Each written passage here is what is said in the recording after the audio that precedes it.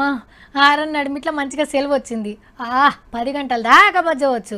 లేచి ఇట్లా టిఫిన్ చేసి అట్లా మార్కెట్కి పోయి ఇంత చికెనో మటనో తెచ్చుకొని వండుకొని తినాలి.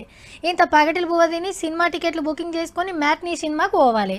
ఆడికెళ్ళి చక్కగా షాపింగ్ చేసుకుంటే అయిపోతుంది. వాళ్ళు పిల్లలు వేస్తురట కొందరు.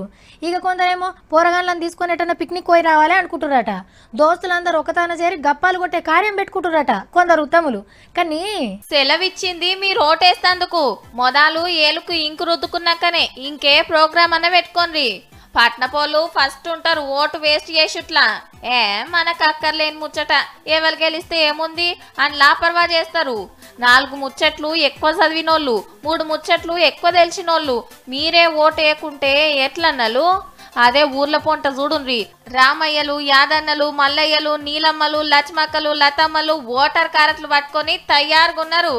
మీ గల్లీలల్లనే ఉంటది పోలింగ్ సెంటర్. పోతందుకు 5 నిమిషాలు, లైన్ల నిలబడితే 10 నిమిషాలు, కట్కొత్తుతందుకు 1/2 నిమిషం. కానీ దాని పవర్ 5 ఏండ్లుంటది. మా ఎంపీ ఏం చేయలే, మా లీడర్ అసలే పట్టించుకోలే అని ఉద్దర ఉపన్యాసాలు ఇచ్చేటోళ్ళు ఇప్పుడు ఓటుతోని మీ తడాక ఏందో చూపించే ఛాన్స్ వచ్చింది. ఓటు గుద్దాలే, పని చేయకుంటే నిలదీసి అడగాలే.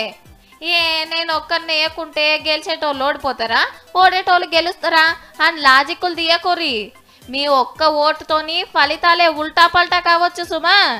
కాబట్టి మనీకి మందుకు ఆశ పడకుండా మీ మనసుకు నచ్చిన వాళ్ళకే ఓటేయండి.